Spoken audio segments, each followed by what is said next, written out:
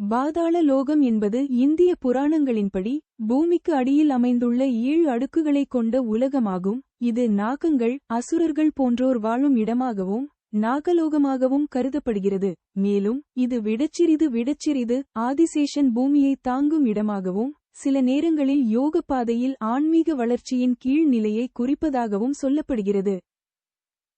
பாதாள லோகத்தின் அம்சங்கள். 1. அடுக்குகள். பாதாளம், அதலம், விதலம், நிதலம், தலாதலம், மகாதலம், சுதலம் என 7 பகுதிகளாக பிரிக்கப்பட்டுள்ளது. 2. வாசிகள்.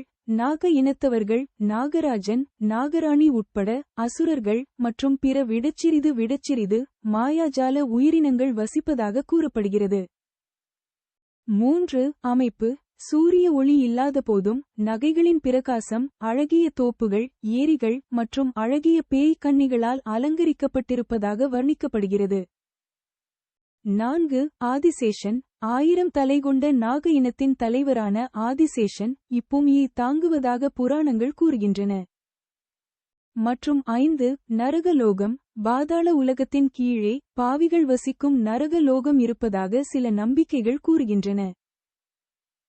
ஆன்மீக விளக்கம். யோகத்தின்படி பாதாள லோகம் என்பது மனதின் தாழ்ந்த உணர்வு நிலையை குறிக்கிறது. இது வெறுப்பு, தீமை போன்ற உணர்வுகளின் இருப்பிடமாகும். சக்கரங்கள் பற்றிய கருத்தின்படி யோகிகள் பாதாள சக்கரத்தை மூலாதார சக்கரம் அழிப்பதன் மூலம் இந்த நிலையை தாண்டிச் செல்வார்கள். கண்டுபிடிப்புகள். புராண நம்பிக்கைகள்.